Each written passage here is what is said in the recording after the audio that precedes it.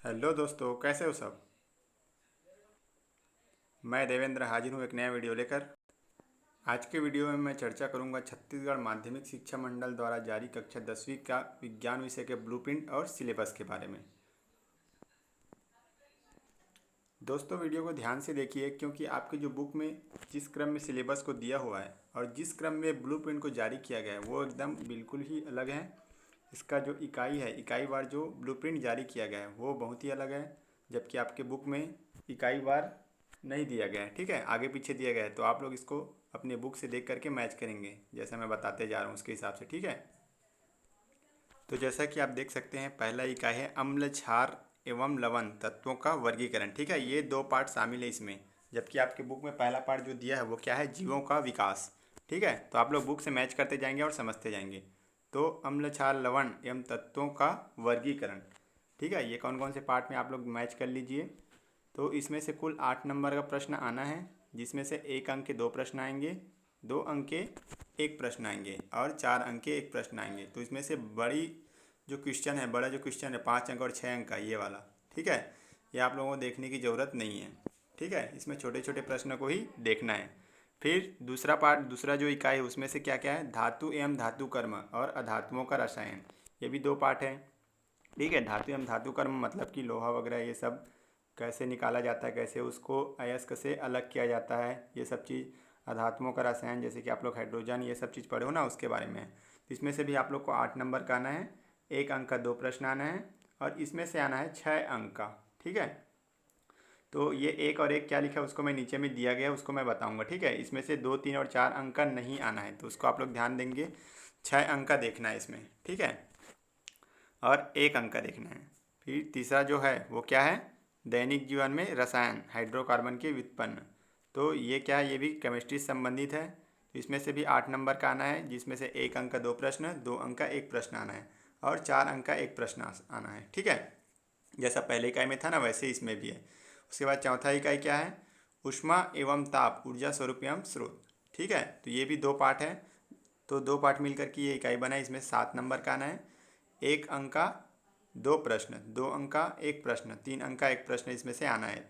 4, 5 और 6 अंक इसमें से नहीं आना है। ठीक है, फिर हमारा जो पांचवा इकाई है वो क्या है, प्रकाश परावर्तन एवं अपवर्तन समतल सतह एवं गोली सतह से। तो इसमें भी 2 इकाई है, प्रकाश का परावर्तन वाला एक है और अपवर्तन समतल सतह ये सब और गोली सतह ये सब चीज़ एक है। ठीक है, 2 पार्ट मिल करके ये इकाई बना है। तो इसमें से कितना आना है, 10 अंक का आना है टोटल। तो 1 अंक का कितना प्रश्न, 2 प्रश्न, 3 अंक का 1 प्रश्न और 5 अंक का 1 प्रश्न इसमें से आना है। चलिए देखते हैं अगला। फिर छठवां, विद्युत धारा एवं विद्युत परिपथ के चुंबकीय प्रभाव, इसमें से 9 अंक का आना है। तो 1 अंक का तो लगभग सभी इकाई में से आना है, आप देख सकते हैं सभी में भरा हुआ है कुछ ना कुछ प्रश्न, तो 1 अंक का तो देखना ही है। इसमें से 3 अंक का आना है और 5 अंक का आना है। ठीक है, जिसमें भी ऊपर में स्टार लगा हुआ है नंबर के ऊपर में, उसका मतलब है उसमें अथवा दिया रहेगा, एक क्वेश्चन ऑप्शनल रहेगा। ठीक है, वैसे ही इसमें 7वां क्या है, जीवों का विकास अनुवांशिकी जनकों से संतानों तक। ठीक है, ये आ गया आप लोग का बायो का, जीव विज्ञान का चैप्टर आ गया। इसमें से भी 8 नंबर का आना है। तो इसमें 1 अंक का 1 प्रश्न आना है और 3 अंक का 1 प्रश्न आना है और 4 अंक का 1 प्रश्न आना है। देखो इसमें भी स्टार लगा, इसका मतलब क्या है, इसमें भी अथवा है। 8वां क्या है, जैविक प्रक्रियाएं, इसमें 3 पार्ट शामिल हैं। तीनों पार्ट में से कुल टोटल 13 नंबर का आना है आपका, जिसमें से 1 नंबर का 1 प्रश्न, 2 नंबर का 1 प्रश्न और 4 नंबर का 1 प्रश्न और इसमें 6 नंबर का 1 प्रश्न आना है। ठीक है, फिर लास्ट आपका क्या है, हमारा पर्यावरण। तो इसमें से 4 नंबर का ही आना है, जिसमें से 1 नंबर का 2 प्रश्न और 2 नंबर का 1 प्रश्न है। देखो छोटा छोटा प्रश्न ही आना है, 1 और 2 नंबर का आना है, तो इसमें से 6 नंबर का देखने की जरूरत नहीं है। ठीक है, इसलिए ब्लू प्रिंट को समझना बहुत ही जरूरी है। अब आप लोग देखो 9 पार्ट में 6 नंबर का दिए हैं, 3, 4, 5 नंबर का तो दिया ही नहीं है और आप लोग ज़बरदस्ती बड़ा बड़ा क्वेश्चन पढ़ो तो क्या मतलब उसका। ठीक है, इसीलिए ब्लू प्रिंट को अच्छे से समझ लो ताकि आप लोगों को ही आसानी हो, आप लोग की सहूलियत के लिए ही ये बनाया गया है। ठीक है, अब देखो ऊपर में कुछ कुछ दिया था उसको यहाँ टिप करके लिखा हुआ है। ठीक है, आप लोग को दिखाई दे रहा होगा टिप, ये ये यहाँ पे। ठीक है, तो ये तारांकित प्रश्नों में आंतरिक विकल्प दिए जाएंगे। तारांकित प्रश्न मतलब जिसके ऊपर स्टार लगा है वो तारांकित प्रश्न कहलाते हैं। उसमें आंतरिक विकल्प मतलब उसमें ऑप्शन दिया जाएगा। फिर दूसरा क्या है, 6 अंकों वाले प्रश्नों में संबंधित इकाई के अध्यायों से 3-3 अंक के 2 प्रश्न दिए जाएंगे। इसका मतलब ये है कि जिस पार्ट में भी 6 अंक का प्रश्न आना है, ठीक है, एक और एक करके लिखा है ना, देखो यहाँ पे जैसे कि ये है, ठीक है।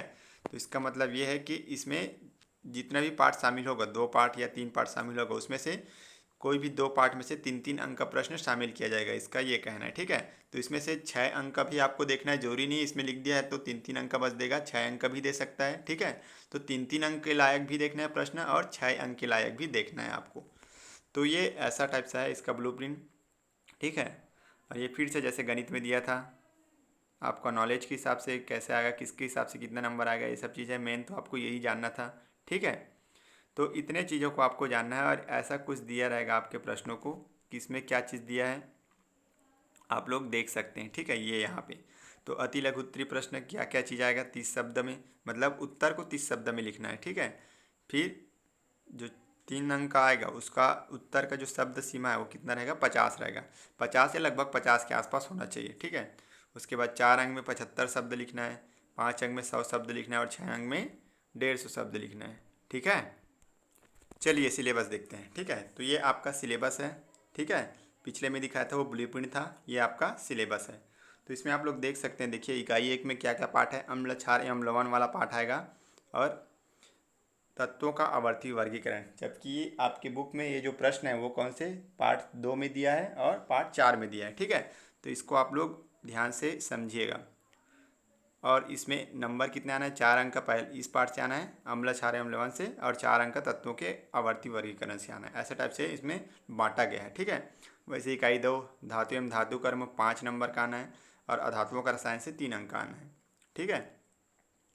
अब ये कुछ भी हो सकता है, 1 अंक के लायक भी दे सकता है, 2 अंक की निकाल के दे सकता है, जो भी ब्लूप्रिंट दिया रहेगा उसी के हिसाब से देगा इसमें, ठीक है। लेकिन इस पार्ट से 3 अंक का ही पूछा जाएगा, ऐसा बोला है। फिर क्या है, इकाई 3 में दैनिक जीवन में रसायन 4 अंक का और हाइड्रोकार्बन की व्युत्पन्न, जो आप लोग 9वीं में हाइड्रोकार्बन पढ़े हो ना, उसी का थोड़ा सा और अच्छे से इसमें दिया गया है, तो वो है, ये है। इकाई 4 में ऊष्मा एवं ताप और ऊर्जा स्वरूप एवं स्रोत, ठीक है। फिर इकाई 5 में क्या है, प्रकाश का परावर्तन अपवर्तन में बताया ना, 2 पार्ट से मिलकर बना है ऐसा करके, तो ये है। फिर इकाई 6 में क्या है, विद्युत धारा एवं परिपथ 5 अंक का और विद्युत धारा के चुंबकीय प्रभाव 4 अंक का आएगा, ठीक है। फिर इकाई 7 में क्या है, जीवों का विकास और आनुवंशिकी, जनकों से संतानों तक। आगे मैं डिस्कस करूँगा इसके बारे में डिटेल से और जो सिलेबस है उसमें, ठीक है। फिर इकाई 8 में क्या है, जैविक प्रक्रियाएं, पोषण, परिवहन, श्वास, उत्सर्जन, देखो 3 पार्ट शामिल है, बोला ना 1 2 3, तो यही है, नियंत्रण, समन्वयन और प्रजनन, वृद्धि और परिवर्धन। तो आप लोग इसमें अपने जो बुक है उसमें से देख लेना, ठीक है। फिर लास्ट क्या है हमारा, पारिस्थितिक तंत्र, इसमें तो एक ही पार्ट है, 4 अंक का आना है, मैं बताया था। 1 अंक का 2 प्रश्न और 2 अंक का 1 प्रश्न, मिला के 4 अंक, ठीक है। इस तरह से कुल 75 नंबर का आना है और 25 अंक का आपका प्रैक्टिकल और प्रोजेक्ट होगा, ठीक है। तो कुल 100 नंबर का रहेगा, लेकिन मेन एग्ज़ाम कितने का होगा, 75 का होगा। तो ये आप लोग का डिटेल सिलेबस दिया गया है, देखो देख सकते हैं आप लोग। तो इसमें देखो अम्ल क्षार पहला पार्ट क्या है, अम्ल क्षार एवं लवण। तो इसमें क्या बनना है, क्या पढ़ना है, अम्ल पढ़ना, अम्ल क्षार एवं लवण के बारे में, कैसे मतलब उसका क्या गुण है, कैसे क्रिया करते हैं, कैसे अभिक्रिया करते हैं, पीएच मान, ये सब आप लोग 8वीं क्लास में पढ़े हो शायद, तो उसको यहाँ और पढ़ेंगे, ठीक है। फिर तत्वों का आवर्ती वर्गीकरण। तो तत्वों का आवर्ती वर्गीकरण क्या है, जो आप लोग पीरियोडिक टेबल पढ़े हो, सॉरी पढ़े तो नहीं हो लेकिन आप लोग देखे हो, जानते हो, ऐसा कुछ बनता है, बना रहता है, ऐसा डिब्बा टाइप सा बना रहता है, ठीक है। ऐसा टाइप से इसमें 7 डिब्बे रहते हैं ऐसे, और इधर भी रहता है ऐसे, ठीक है। इसमें अलग अलग तत्व रहता है, हाइड्रोजन, हीलियम, लिथियम, ऐसा करके जाता है ना। तो इधर से जब लोग हम लोग देखते हो तो ये क्या कहलाता है, आवर्त कहलाता है।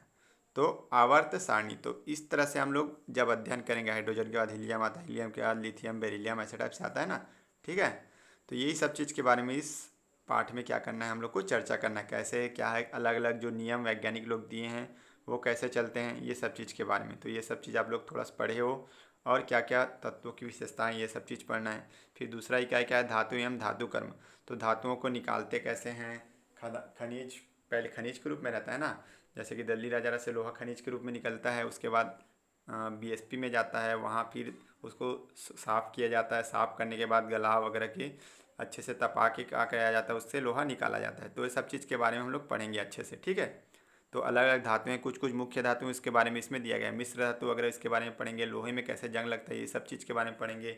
आप लोग पढ़े हो भौतिक विधि से, जैसे कि गुरुत्वाकर्षण विधि से कैसे मतलब तत्वों का धातुओं का निष्कर्षण किया जाता है, ये सब चीज़ है ना, ऐसा टाइप से पढ़ना है, ठीक है। फिर अधातुओं का रसायन क्या है। अधातु जैसे हाइड्रोजन है और नाइट्रोजन, ऑक्सीजन, मुख्य मुख्य जो है ना, उसको बनाने की विधि क्या है, ये सब चीज़ के बारे में पढ़ना है, ठीक है। खोज कैसे हुई, क्या हुई, इसके सब गुण क्या हैं, ये सब चीज़ के बारे में पढ़ना है।